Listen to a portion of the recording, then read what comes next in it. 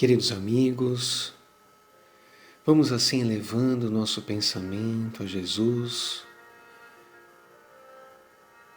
deixando que esse amor maior nos envolva, criando um campo favorável para o nosso estudo e também para a intuição, a inspiração que chegam do alto nestes momentos de conexão e sintonia.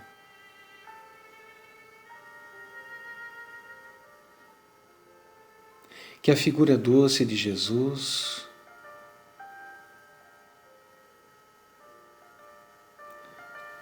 possa estar bem clara em nossa mente,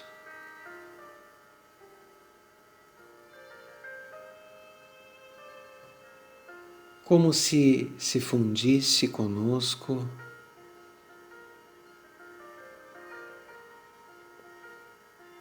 como se a presença de Jesus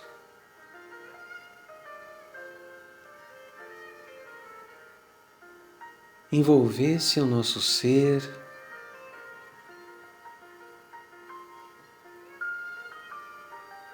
fundindo-se a nós mesmos, deixando que esta energia amorosa promova todo o bem possível, sobretudo o fortalecimento espiritual e o acionamento da nossa centelha amor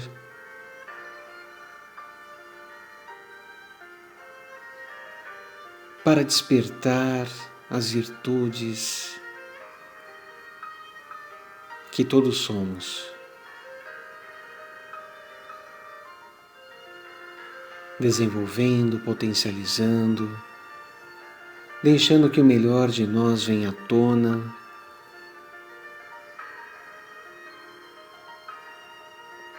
como se fosse um influxo luminoso que ativasse a flâmula profunda e amorosa da nossa alma.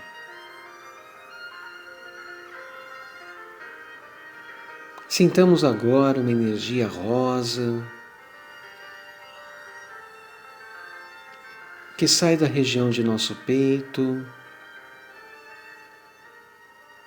e gentilmente entregue à espiritualidade amiga, para que todo esse bem que recebemos também possa beneficiar outros, sobretudo irmãos nossos ainda mais necessitados,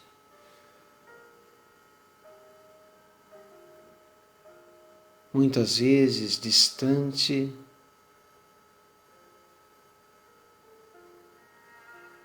do convite de Jesus.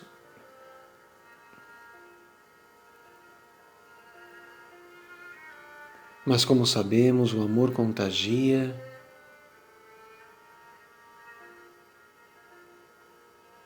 e os milagres são produzidos pela fé. Pedimos assim, Jesus e Mãe Maria, envolver e assistir a todos os nossos irmãos em necessidade. Que o Mestre nos ampare e nos auxilie em mais esse estudo bendito.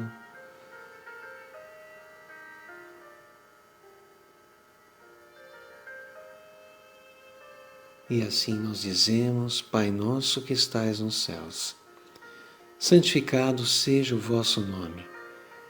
Venha a nós o vosso reino, seja feita a vossa vontade, assim na terra como nos céus. Pão nosso de cada dia nos dai hoje. Perdoai as nossas ofensas, assim como nós perdoamos a quem nos tem ofendido. E não nos deixeis cair em tentações, mas livrai-nos de todo mal.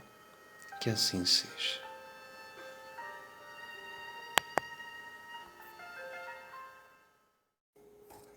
Olá, queridos amigos, como estão todos?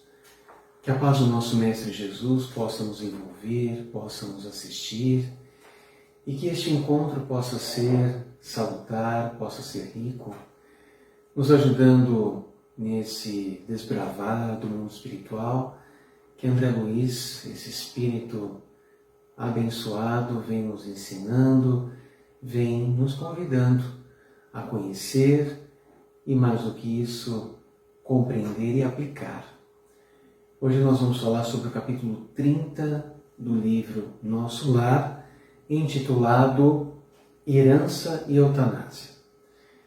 Então nós vamos até recapitular um pouquinho aquilo que nós já estudamos em relação à eutanásia, no estudo que fizemos sobre bioética espírita, mas isso também a título de pesquisa, de participação, a fim de que nós promovamos uma troca importante e que venha acrescentar no nosso estudo para que haja essa participação, haja essa interação, no intuito de que o conhecimento possa ser mais rico, porque quando há essa troca, nós estamos possibilitando que o conhecimento, o entendimento, as reflexões, elas sejam compartilhadas e, portanto, enriquece a cada um de nós.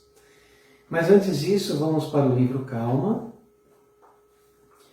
e o título é Pessoas Queridas. Foi o que caiu para nós, para fazer aqui um link com o capítulo de hoje. Muito bem. Claro que já compreendes que a pessoa querida é um mundo à parte, muitas vezes com sentimentos e raciocínios muito diversos dos teus. Entendamos a situação de cada individualidade dentro do contexto de necessidades e provas de que se faça portadora e respeitemo-la na problemática que apresente. Incentivemos os familiares queridos a fazerem o melhor de si mesmos, sem, no entanto, desconsiderar-lhes a vocação para as tarefas mais simples. Atendamos ao imperativo do diálogo construtivo em que as nossas sugestões de melhoria possam ser plenamente enunciadas. Se os nossos roteiros mais nobres não forem atendidos, desde que estejamos trabalhando com criaturas a quem as leis humanas já conferiram os direitos da maioridade, seria violência de nossa parte encarcerá-las em nossos pontos de vista. Planejamos a aventura conjugal para nossos filhos enquanto na terra. Entretanto, na hipótese de haverem nascido para uniões de resgate difícil, seria perigoso compeli-los à fuga do caminho a percorrer. Estimaríamos honorificar descendentes amados com os títulos acadêmicos do mais alto porte.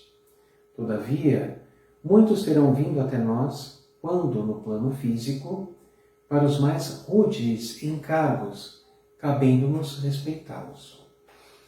Se almas queridas jazem caídas no erro, quando terão vindo ao mundo com a promessa de superar induções à queda, não as reprovemos ou condenemos de modo algum, e sim saibamos deixar-lhes o caminho livre, tanto quanto possível, para fazerem da vida que lhes é própria o que melhor lhes pareça.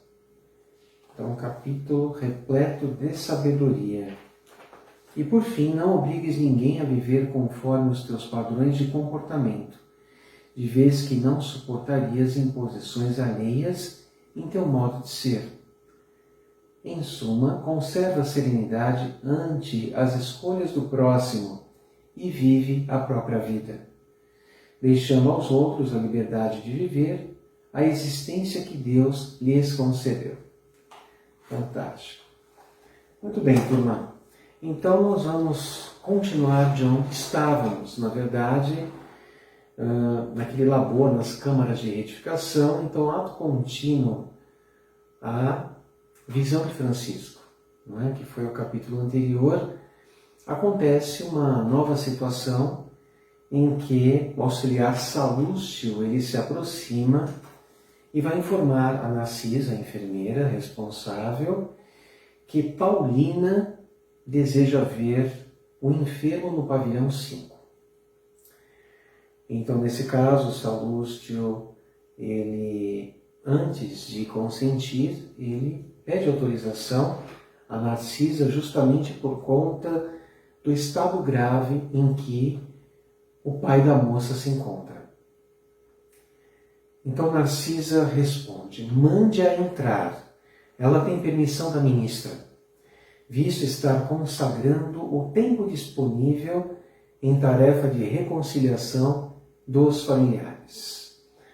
Então aqui se trata de uma filha já desencarnada, cuja condição espiritual é elevada ao que nos relata André, e ela está no movimento de socorro aos entes queridos.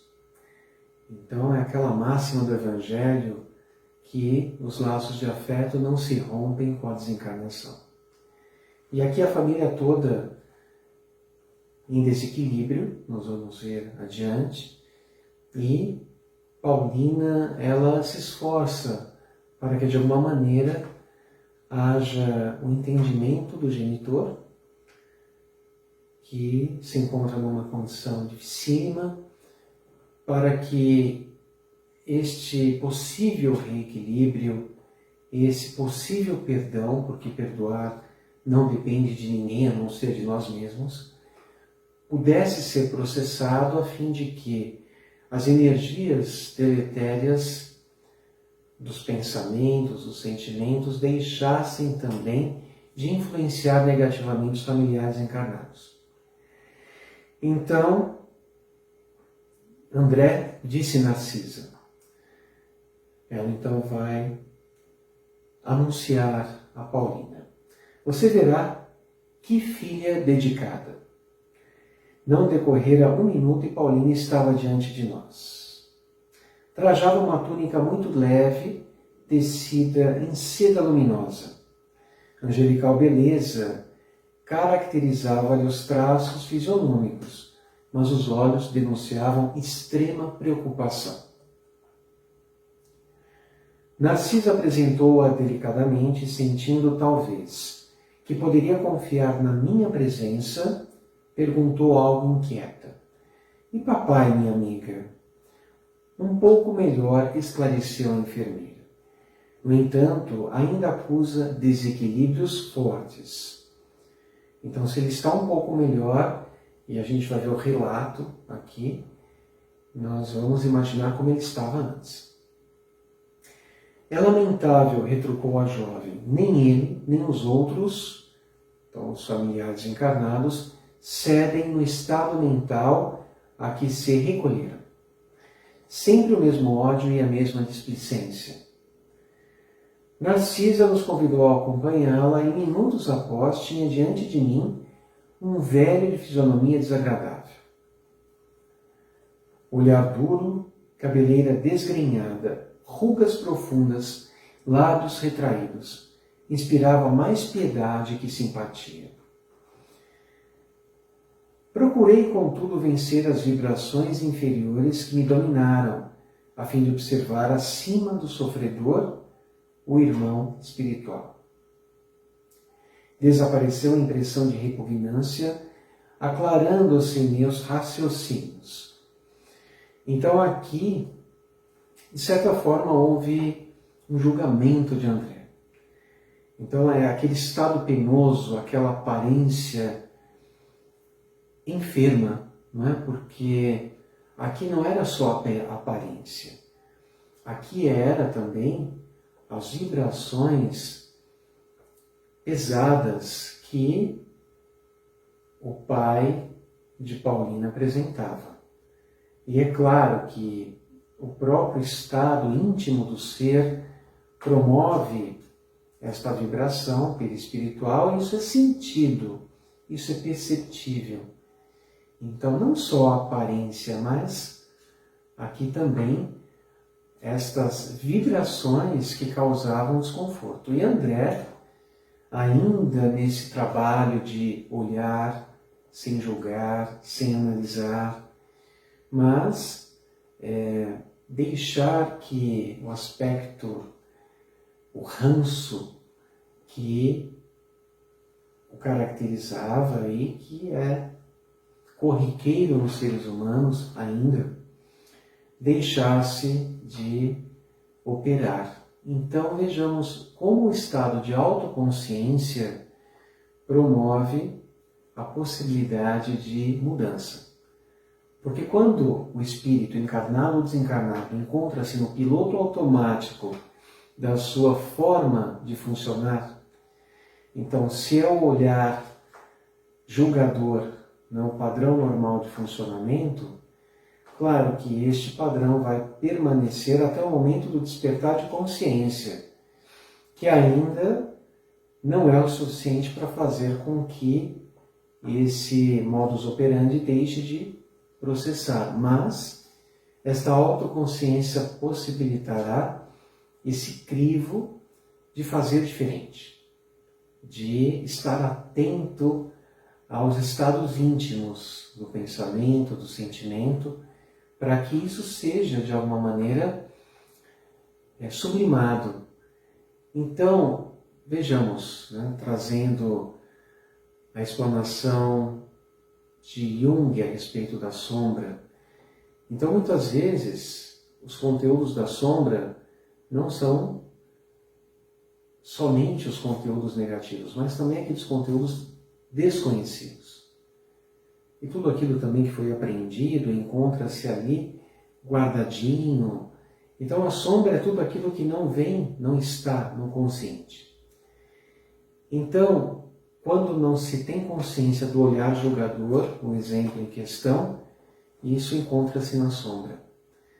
Quando o ser adquire consciência desse estado, isso começa a emergir.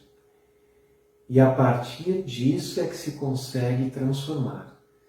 Então vejamos esta autoconsciência de André já possibilitando o domínio daquela imperfeição. A tomada de consciência e a transformação a partir do momento em que se conhece o que precisa ser transformado e a vontade firme de fazê-lo. E aqui ele vai dizer: apliquei a lição a mim mesmo. Como teria chegado por minha vez ao Ministério do Auxílio, deveria ser horrível meu semblante de desesperado.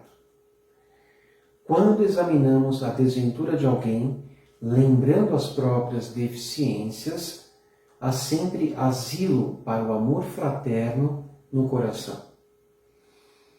Então, aquele estado, aquela postura humilde, é a mesma coisa em relação ao processo do perdão. Então, uma das formas de nós trabalharmos a compreensão em relação à falta alheia é justamente aquela autoanálise que deve ser feita no sentido de verificar se nós não tivemos alguma participação na situação. Então é justamente trazer para si. Quando trazemos para nós, nós vamos então conseguindo enxergar de uma forma diferente. Então, ao reconhecer que algo fiz, que também pode ter contribuído para aquela animosidade, isso já é um passo importante para que haja um maior nivelamento. Então, eu estou me humildando e estou dessa forma também deixando de atirar aquela pedra nociva, ou então enxergar o argueiro no olho do outro, sem enxergar a própria trave. Aqui nós passamos a enxergar a própria trave. Aqui existe uma humildade em verificar em si aquilo que precisa também ser trabalhado.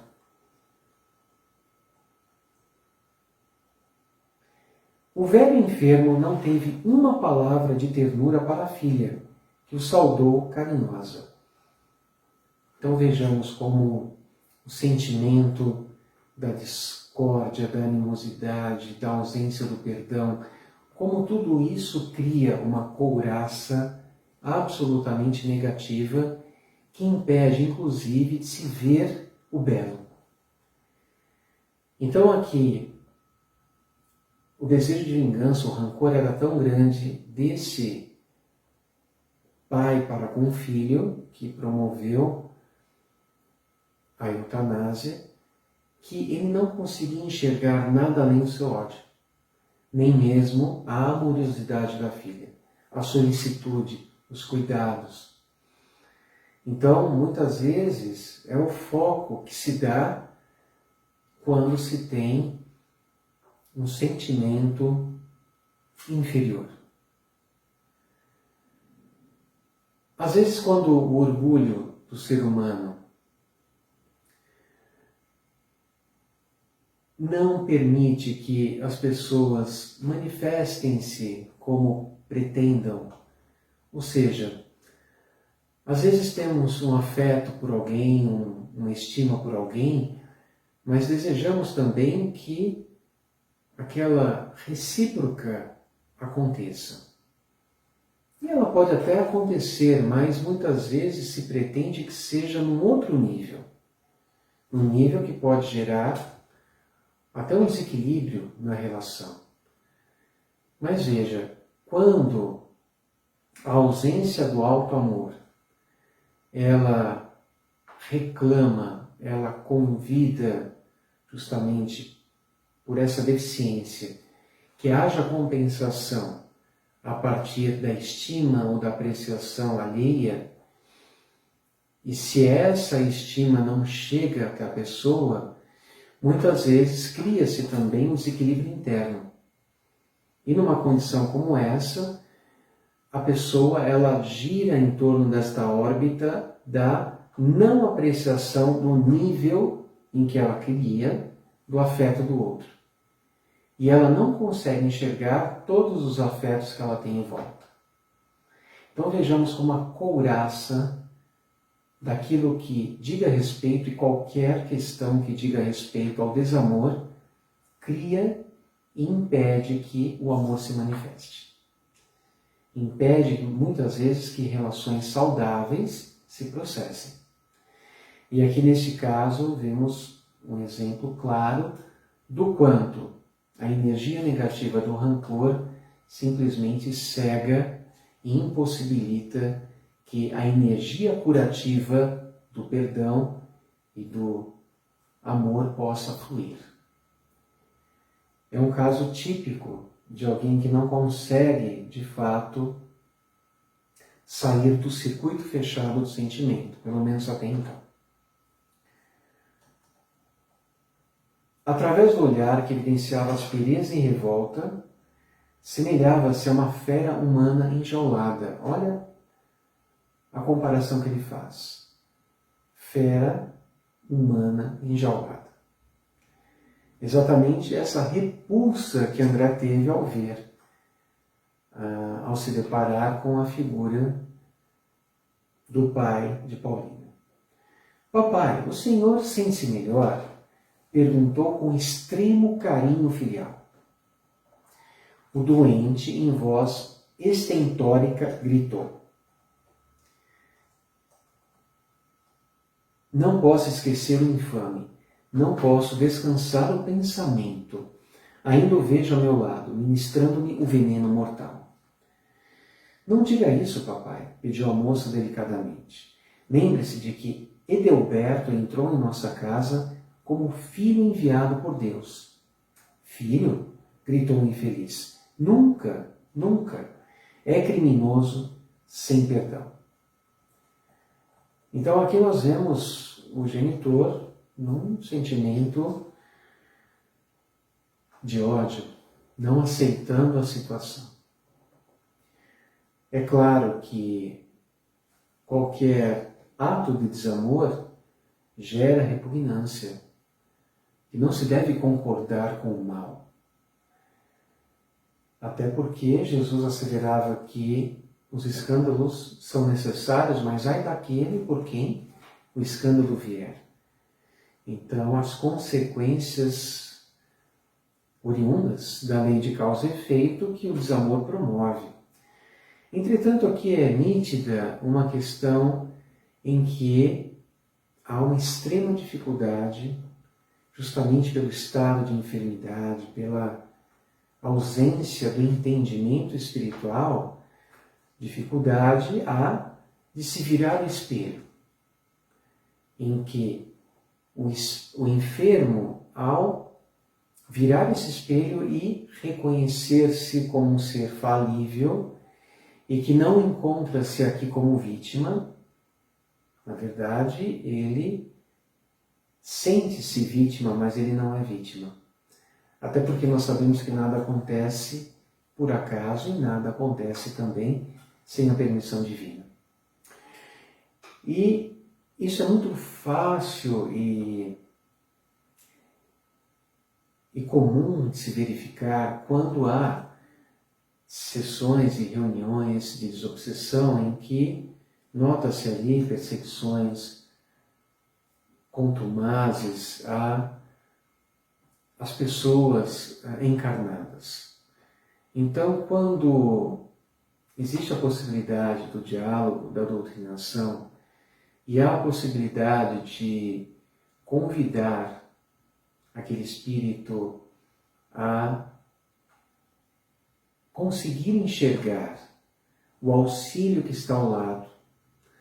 E muitas vezes nesse auxílio a espiritualidade amiga promovendo na tela mental daquele espírito um pouquinho do passado espiritual dele, onde ali ele vai encontrar, se assim permitido for, a causa daquela situação. E ao se deparar com a cena, ele consegue verificar e saber, porque isso foi vivenciado, de que não se trata de vítima, de que ele não é vítima aqui. E muitas vezes, quando isso acontece, existe uma reação que vai, em algumas circunstâncias, da negativa, da não aceitação, mas muitas vezes, pelo fato da circunstância ter sido de fato vivenciada, a tomada de consciência. E quando há esse nivelamento, quando há esta abertura para a própria falibilidade, muitas vezes o tratamento consegue o êxito, consegue ser muito bem sucedido. E, no caso, a doutrinação, o encaminhamento é feito. E aqui, a dificuldade de se virar o espelho, de conseguir enxergar em si alguém que não é vítima, que não passou sem precisar ter passado. Paulina falava agora com os olhos rasos d'água. Ouçamos, papai, a lição de Jesus, que recomenda nos amemos uns aos outros. Atravessamos experiências consanguíneas na Terra para adquirir o verdadeiro amor espiritual. Aliás, é indispensável reconhecer que só existe um Pai realmente eterno, que é Deus. Mas o Senhor da vida nos permite a paternidade ou a maternidade no mundo, a fim de aprendermos a fraternidade sem mácula. Nos lares terrestres são cadinhos de purificação dos sentimentos, ou templos de união sublime, a caminho da solidariedade universal. Então Emmanuel nos fala que a família é a célula sagrada da sociedade e temos na família o grande laboratório do burilamento espiritual. Então é na família, nas relações com os nossos entes queridos, que nós vamos, se estivermos abertos para tanto, nos autoconhecendo, que nós vamos tendo uma medida mais precisa do nosso funcionamento, de como estamos funcionando e, a partir deste código sagrado que é o Evangelho, conseguir encontrar neste dever ser aquilo que precisamos modificar. Então, se não fosse, muitas vezes, a dificuldade nos relacionamentos, nós não teríamos condições de conseguir, de alguma maneira, saber o que precisamos melhorar. Porque é justamente nesta habilidade que nós vamos desenvolvendo para lidar com as circunstâncias que nós vamos evoluindo. É no próprio convívio, é na própria dificuldade. Por mais árdua que seja, muitas vezes. Mas não caímos de paraquedas no nosso seio, no nosso agrupamento familiar. E é claro que isso se expande para várias possibilidades de relacionamentos. Porque é nesta troca do imperfeito com o imperfeito que a perfeição pode surgir. Então, é a partir deste burilamento da joia do diamante que esta joia, esta pedra preciosa, efetivamente torna-se aquilo que precisa tornar-se. Mas ela não se tornou o que é num passe de mágica. Foi necessário todo um trabalho de burilamento para que se chegasse a essa consolidação. E o nosso burilamento é exatamente na convivência.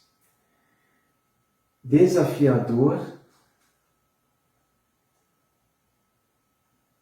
conviver, desafiador.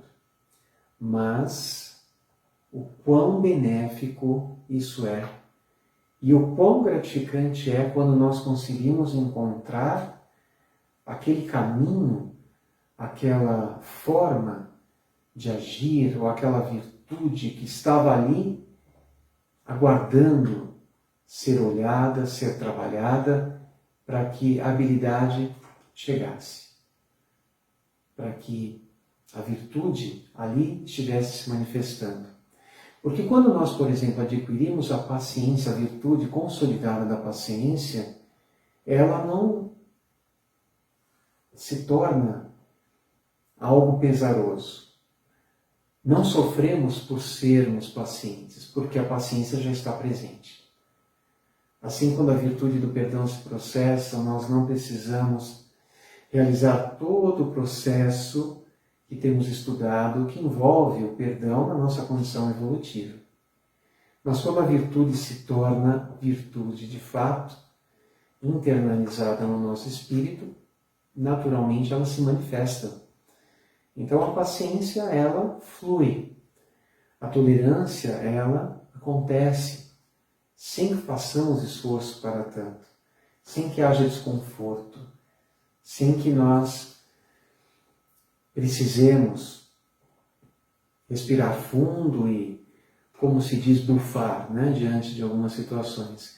Ou mesmo precisar segurar a água na boca, exemplo de André Luiz, para conter a sua necessidade de falar, a sua impaciência e não aguardar as coisas acontecerem no ritmo certo. Então a virtude, quando estabelecida, simplesmente acontece.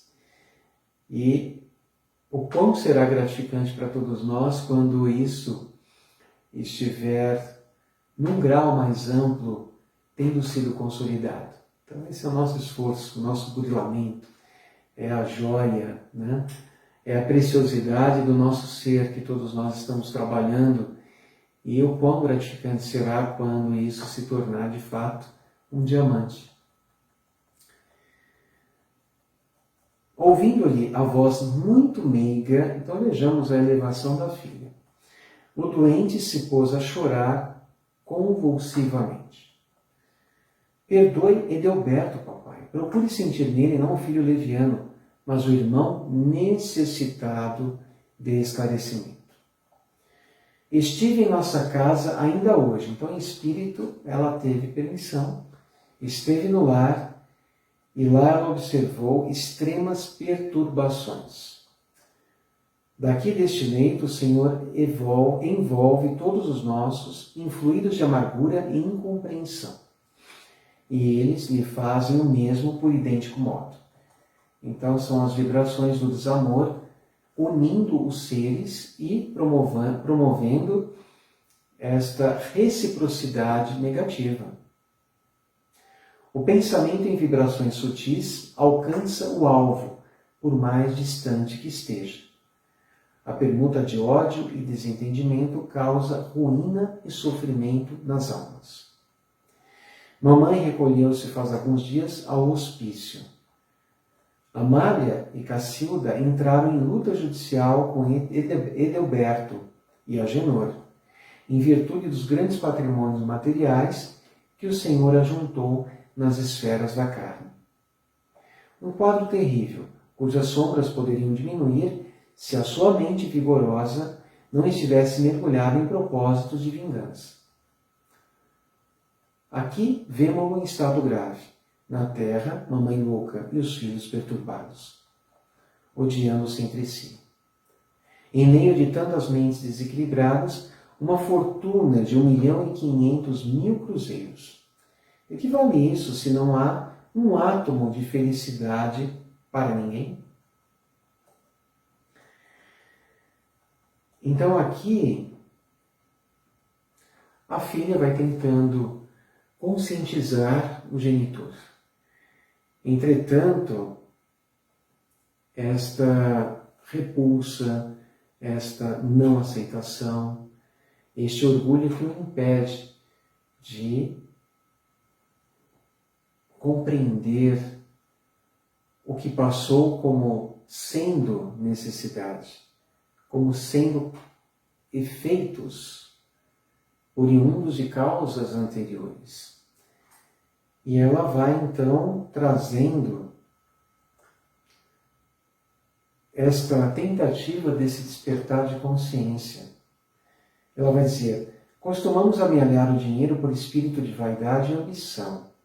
Querendo viver acima dos outros, não nos lembramos disso, senão nas expressões externas da vida. São raros os que se preocupam em ajuntar conhecimentos nobres, qualidades de tolerância, luzes de humildade, bênçãos de compreensão. Impomos ao outrem os nossos caprichos, afastamo-nos dos serviços do Pai, esquecemos a lapidação do nosso espírito. Então, a sabedoria desta moça.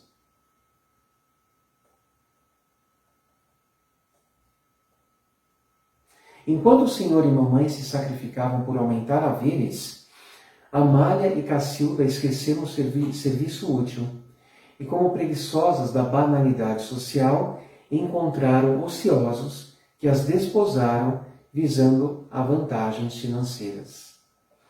Então, o problema aqui não está na abundância. Lembremos dos bem-aventurados os pobres em espírito. O problema não está em possuir, mas no apego. A questão está na necessidade de libertação interna daquilo que se tem. Porque aí se pode ter, usar, usufruir com equilíbrio. E não foi o que aconteceu. Muito pelo contrário.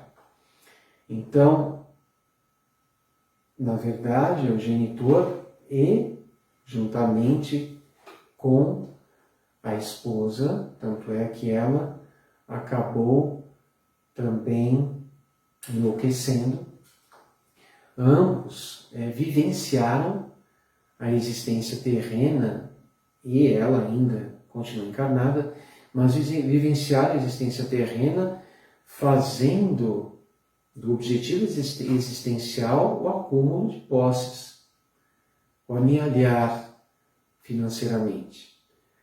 Então, ao invés de se ter a ideia do usar e de se propor a melhoria das condições de vida, mas dentro desse estado de desapego e libertação interna, O que aconteceu foi fazer da vida esta única finalidade, e não do meio material, das questões materiais, o próprio meio de ascensão espiritual.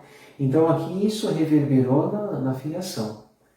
Então os filhos também cresceram nessa psicosfera. Claro que há a reciprocidade, a afinidade, a ressonância desses espíritos com essa proposta. Tanto é que a irmã, ela não sucumbiu, muito pelo contrário. Mas aqui nós vemos essa influenciação, infelizmente, recaindo nas filhas, que não tiveram ali aquela educação de valores. Não houve esta proposta, que é dever dos pais. Entretanto, ambos estavam absorvidos pela ideia do amealhar posses. Agenor repudiou o estudo sério, entregando-se a más companhias. Edelberto conquistou o título de médico, exercendo a medicina tão somente de longe, à maneira do trabalhador que visita o serviço por curiosidade. Então ele teve a oportunidade de formar-se médico, entretanto, percebe-se a ausência do valor agregado, o valor espiritual presente.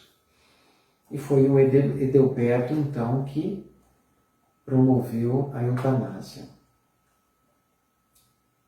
Então, todos arruinaram belas possibilidades espirituais, distraídos pelo dinheiro fácil e apegados à ideia de herança. Então, vejamos, quando estudamos o Livro dos Espíritos e vemos que tanto a pobreza quanto a riqueza tratam-se de provas. Entretanto, a prova da riqueza, essa possibilidade de fortuna, ela é uma prova muito difícil, porque ela pode conduzir a esse transbordar das paixões. Tudo muito fácil, tudo ao alcance. Quando junta-se as facilidades, a própria fraqueza espiritual, verifica-se a queda fácil.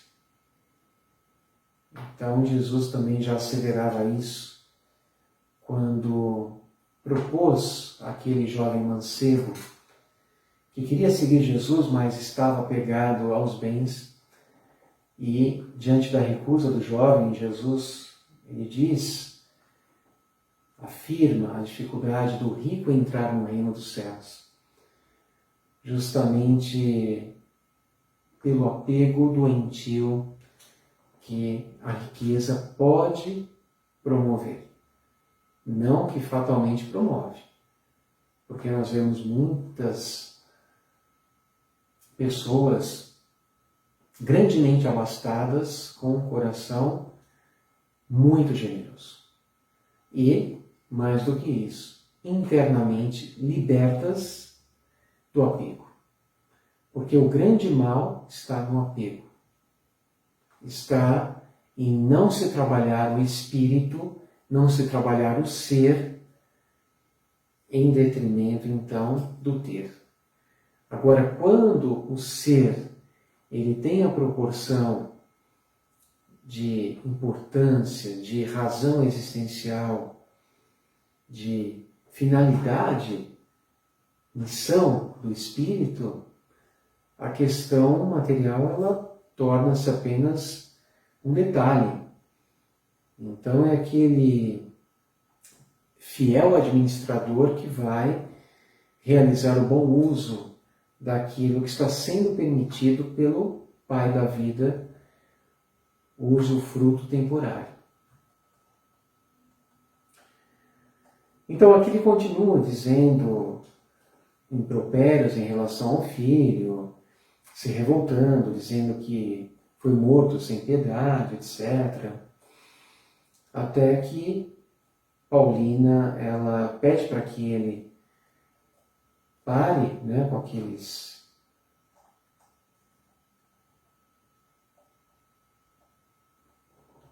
relatos, com estas frases que apenas pioravam o quadro. E ela pede que ele tenha compaixão, que perdoe e etc.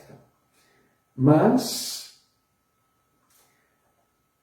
vendo que a situação ela não sairia daquele contexto, Narcisa ela pede ajuda de Salústio para então socorrer o genitor, que encontrava-se no agravamento da sua crise, né? Estava se desequilibrando ainda mais. Então, Paulina silenciou, acariciou a fronte do pai, contendo as lágrimas. E, daí em instante, André se retira. Permanecem então Paulina e Narcisa conversando.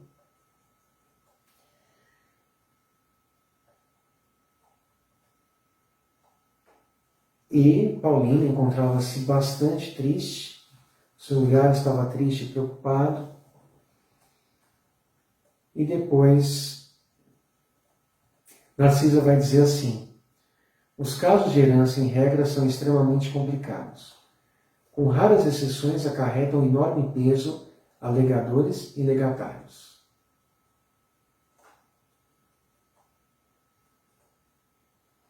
Fui à casa de nossa amiga quando o irmão Edelberto, médico de aparência distinta, empregou no genitor quase moribundo a chamada morte suave.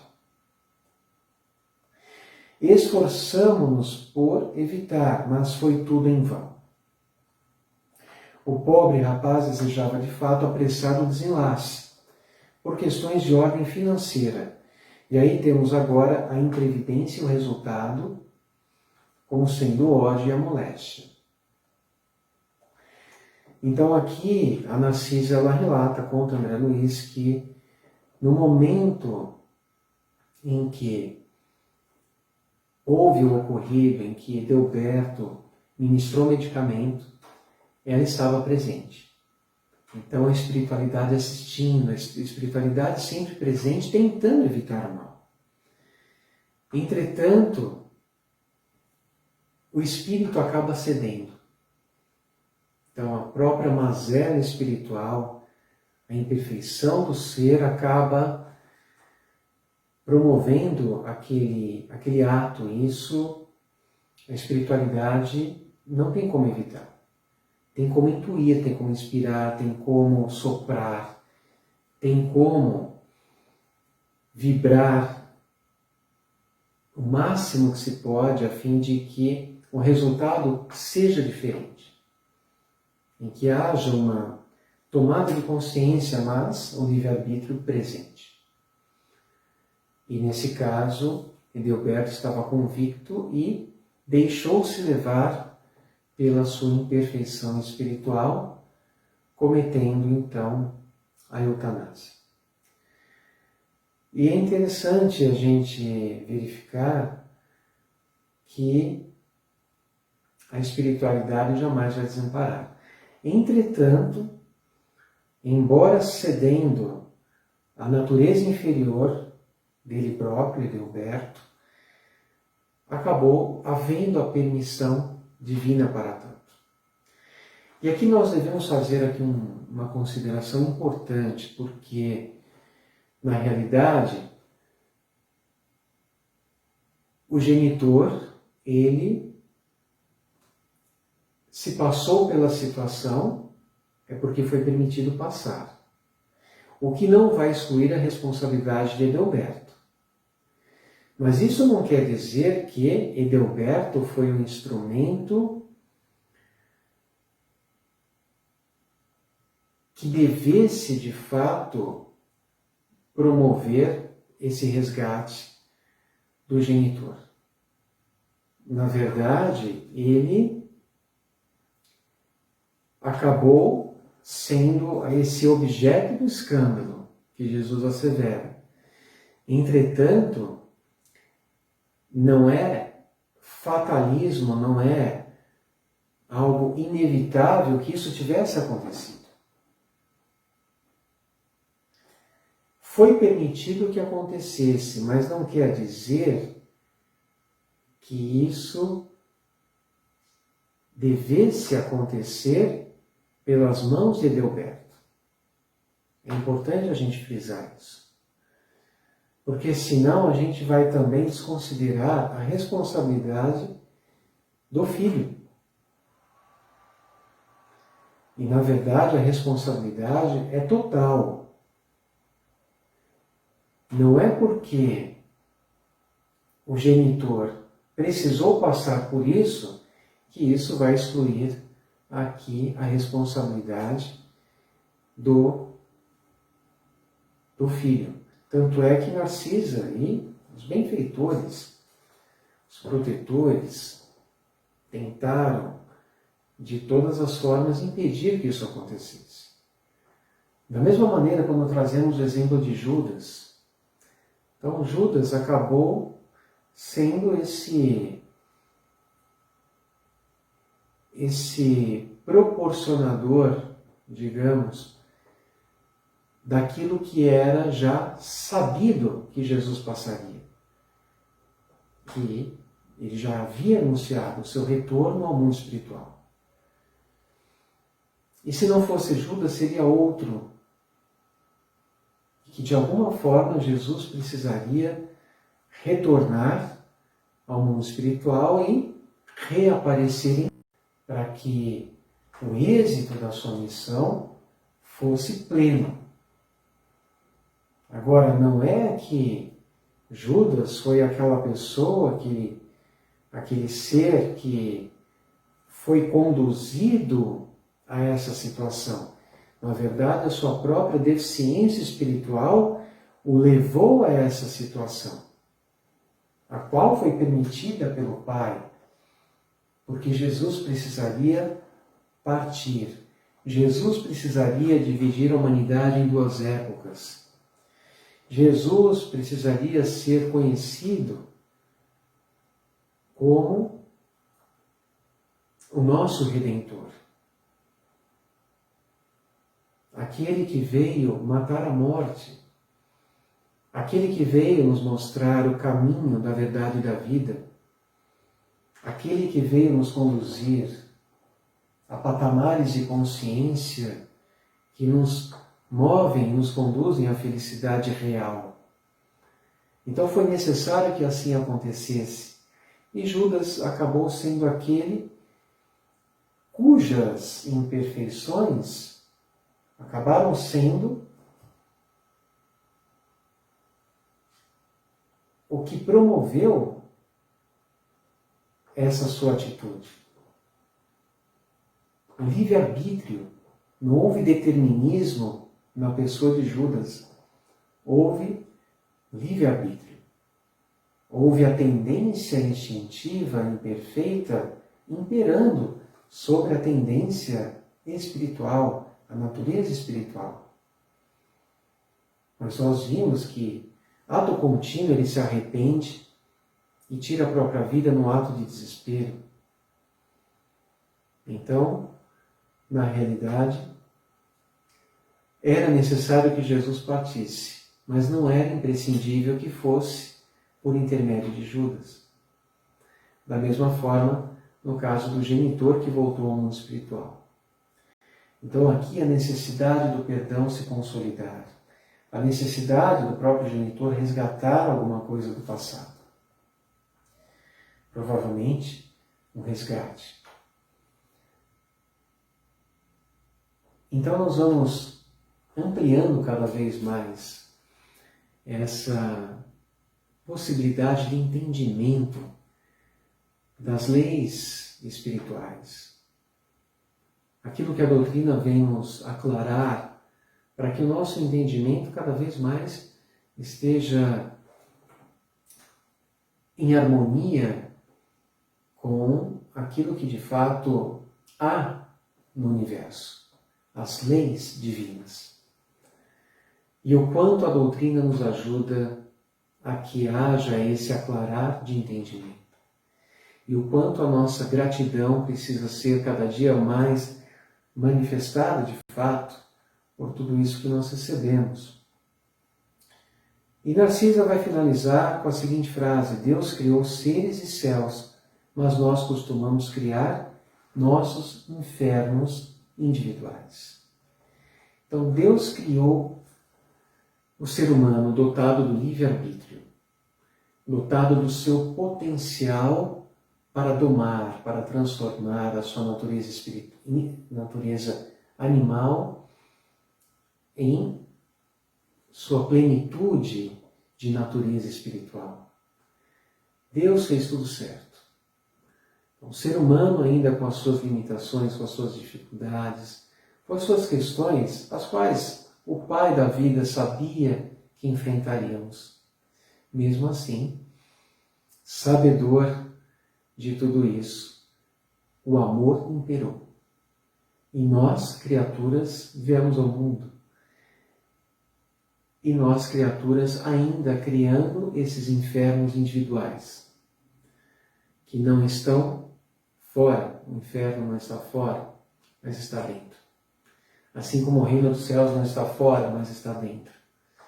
Mas dentro de nós também existe essa flâmula chamada amor, chamada centelha divina, chamada Espírito, criação do Pai, desse Pai soberanamente justo e bom, deste Pai que é todo amor. E nós fechamos com a frase de João Evangelista quando fala que Deus é amor, Deus é amor. E aquele que está em amor está em Deus, e Deus está na criatura. Mas lembremos de que Deus está na criatura independentemente de nós já estarmos nesse sentimento de amor, porque é como a crisálida, aquela lagarta que vai deixando de ser esta lagarta para tornar-se uma linda borboleta. O amor está em trânsito, nós estamos desabrochando para tanto. Mas a nossa destinação, Deus bem o conhece. E o mais bonito de tudo é que Ele nos vê desta forma, como se nós já estivéssemos prontos, porque Ele vê a nossa essência. E quanto mais nós conseguirmos ver a essência alheia, independentemente das imperfeições que caracterizam o nosso semelhante, mais nós estaremos nos aproximando do olhar do Pai. E mais nós deixaremos que o amor dele pulse e vibre em cada um de nós. Fiquem na paz do Mestre Jesus. Possam ter uma excelente semana repleta de paz, harmonia, alegria, entusiasmo. E nos vemos em breve, com fé em Deus, na semana que vem. Beijo no coração e até a próxima.